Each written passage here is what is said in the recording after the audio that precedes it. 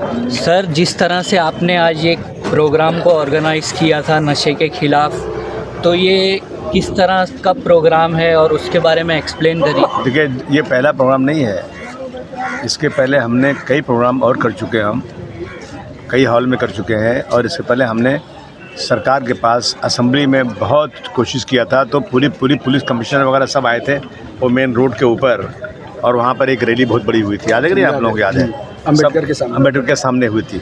और उसके बाद मैं बहुत पहले ये समीर वानखेड़े साहब से मैं मिला था कि भाई आप इस डिपार्टमेंट के हेड हैं, आप ज़रा हमारे यहाँ चलिए, कुछ बताइए लोगों को क्या करना है। तो फिर इनकी प्रॉब्लम खड़ी हो गई थी, वो किया। अभी ये तो शुरुआत है। हम आगे इस तरह चलते रहेंगे, जगाते रहेंगे, लोगों को जगाते रहेंगे, कोशिश करें।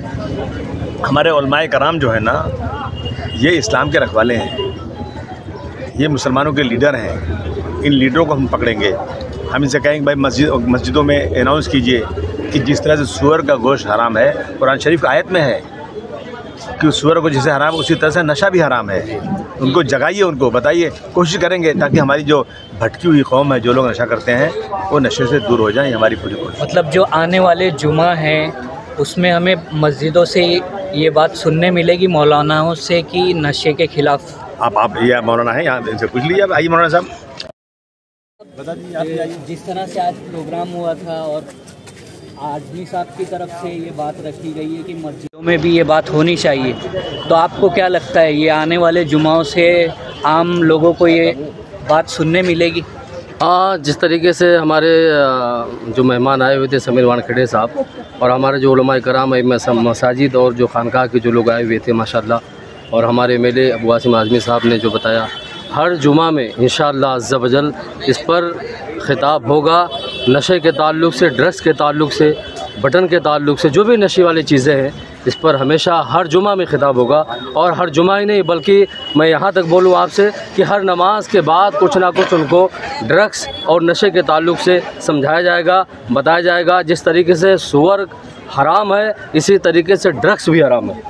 सर, 3 तारीख के दिन में sir all India Muslim board ने कहा है कि 8 बजे से लेकर 2 बजे तक बंद रखना चाहिए। उसके लिए आप गोवंडी के आवाम को क्या कहना चाहिए? देखिए, मुस्लिम पर्सनल लॉ बोर्ड मैं समझता हूँ हमारी लीडर है, हमारी लीडरशिप करती है, जिसमें मुसलमानों के हर तबके के लोग उसमें शामिल हैं। और जब भी कोई शरीयत की बात आती है तो मुस्लिम पर्सनल लॉ बोर्ड आगे खड़ा हो जाता है। उनका अनाउंस है कि जो ये अपना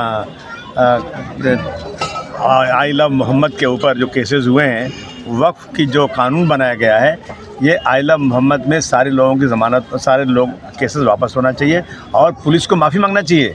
सरकार को बोलना चाहिए इसकी इस देश के अंदर जो कानून है वो सबके लिए एक तरह से है।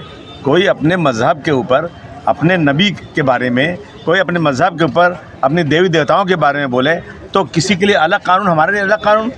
इसके इस गमे गुस्से के लिए 3 तारीख को सुबह 8 बजे से 2 बजे तक तमाम लोगों से मेरी गुजारिश है, अपनी दुकानें बंद करें।